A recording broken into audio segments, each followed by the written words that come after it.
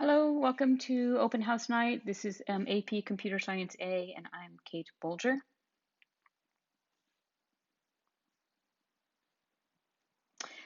This year, we're going to follow the College Board's AP Computer Science A curriculum. We'll cover 10 units, finishing just before April break. So these are the 10 units. If your children saw this list, a lot of these things they would recognize from JavaScript, but programming in JavaScript and programming in Java is very different.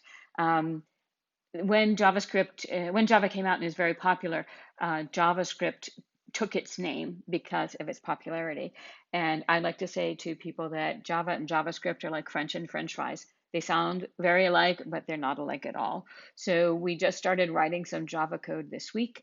And I think that students were surprised at how different it is. And for example, JavaScript, so what students took last year, you can type into a very simple text editor, load it into a browser, and there you go. You have a button to click or a question to answer or a ball moving across the screen. And Java is a more sophisticated code. It has to be compiled. So that means it has to go through a processor before anything can be seen on the screen. It's not very graphically oriented. It's a lot of plain text. So I think that students were surprised this week when they started to run their Java code. We expect that students will take the AP Computer Science A exam at the end of this course. That's why we finished before April break, so we have some time to review. The exam this year will be on Thursday, May 6th, next spring. It's a 3-hour exam divided into two 1.5-hour sections, multiple choice and free response questions. All code on the exam is handwritten. So although we do a lot of coding in class where we run the code and see the result, the code for the exam is handwritten. We will practice that, and we will practice handwriting code. We will practice using AP released problems, and the midterm exam, which is handwritten, is a fractional AP exam. We have both a hardcover and an online textbook for this class. The book on the left, Osborne and Lambert, we have had for nearly a decade. Last summer or 2 summers ago, the College Board rewrote the AP Computer Science A curriculum. They removed some things and reordered some things. So that book has more material than we will cover. It's a fine resource, but I'll be honest, when I'm writing code, I really don't say, oh, what's this syntax for that? Go look in the index of a textbook to find the page to turn to in order to find the syntax. If I'm writing code, I'm on a computer, so I'm searching on a computer. It's one subject, one discipline where there's so much information online that I think it's best to take advantage of it. That being said, I have offered the book to everyone. I think 2 students have taken it, and they're at school. If anyone wants one, just let me know and I can sign one out to them. So last spring, we had got approval for Runestone Academy, which is a digital tool, and they have an AP Computer Science A endorsed course. And so it's an online book, and so that's what we're using this year.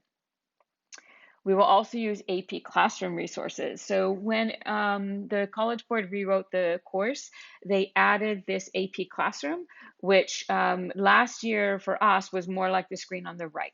So the screen on the right is showing that for whatever unit that is, there could be like 40 questions per unit that I can assign. I can assign them for classwork, I can assign them for homework, and I can take some of them and make them into quizzes or tests. And on the College Board site, they have rubrics and they can see their grades, and it's like an integrated resource for all College Board questions. When everyone went to remote learning last spring, the College Board started posting daily tutorial videos on YouTube. They made some YouTube channels of all their videos. So on the left, what you see is that, for example, in Unit 1, under Why Programming in Java, there are 3 videos and then questions. So we can also use those videos. We can use them for review. I could use them someday if I'm out. Hopefully that's not going to happen. Students could use them if they wanted some more reinforcement. We haven't actually gone into AP Classroom yet because we're just trying to get the year going, and we've been using Runestone Academy more, but eventually we will be all over AP Classroom. So this is what we would be typically doing. We would be working in Runestone, which is on the left, and then Eclipse, which is on the right. So comparing Runestone to a physical textbook, so this is just one page of something I was working on the other day. So on this topic, they have a video. The video has someone explaining the topic and they're animating code as they go through the topic. So I can watch a video on whatever she's doing there. Then they have text and they have hyperlinks to different terms. So students can click through on the hyperlinks if they're not understanding the text. And then integrated throughout the text are practice problems. So this one was a multiple choice question. And after I answer the multiple choice question, I can click check me and it tells me if I'm right or wrong. And I could even try another guess. It doesn't immediately tell me the right answer. It just tells me if I'm right or wrong. So for me, that's much more active than a paper textbook. On the right, that's an Eclipse window. We started coding this week, and maybe your son or daughter asked about installing Eclipse on their home computer. It's an environment for running Java. And at school, we have desktops and we have a laptop cart that students can use during class. But when they're home, they also need a device that can run Java. This integrates a file system, a coding environment, and a running a code window. And it's also popular in industry. So assignments are posted in Schoology and on Runestone. So on the left is a screenshot of my Schoology page. You can see all the assignments posted. We have an assignment on objects and classes due on Monday, another one due on Thursday, and our unit test is next Tuesday. Next Wednesday we drop. So you can see the assignments posted there. And on the right, don't be alarmed by all that red. That's our pre-test results. It's good that they're red. If they weren't all red, you'd wonder why are people taking this course. I don't know if students have seen their raw score from the pre-test, but that's going to be meaningful when they take the post-test and they can see that all that red has turned to green and maybe a little bit of yellow. So they can see their results as well in Runestone. So this is a picture of the classroom on Wednesday, very empty. So I expect that students are going to be present during class time. They should be in an appropriate setting. They should be wearing school appropriate clothing. They should have their camera, their microphone, and their speakers working. Their microphone muted, especially if there's a dog barking or someone's mowing the lawn.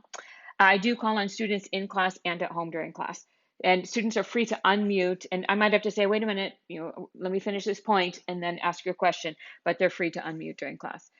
If someone's camera, microphone, or speakers are not working on their Chromebook, then tech support is available in the Media Center during lunch when students are in school. It's not Computer Supercenter, so you can't just bring in any device. It's really for Chromebooks. So this is an AP course, which means that tests and coding projects are 90% of the grade, preparation is 5%, and participation is 5%. The quarter grades are 20% each. The midterm exam I mentioned is 10%. And then after the AP exam, we do a project or we study something that students want to study, and there could be a test in there or some kind of a project, a presentation at the very end.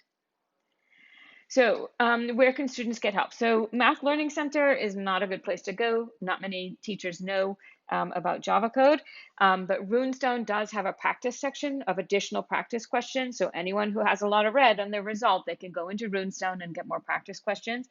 Ask their peers. I haven't found a student who's not been willing to look at another student's code, or they can set up an appointment with me. I've met 3 times this week with students during SEL block, that's 2:45 to 3:15, or via Google Meets. We can share screens and look at each other's code and try to figure out what the issue is.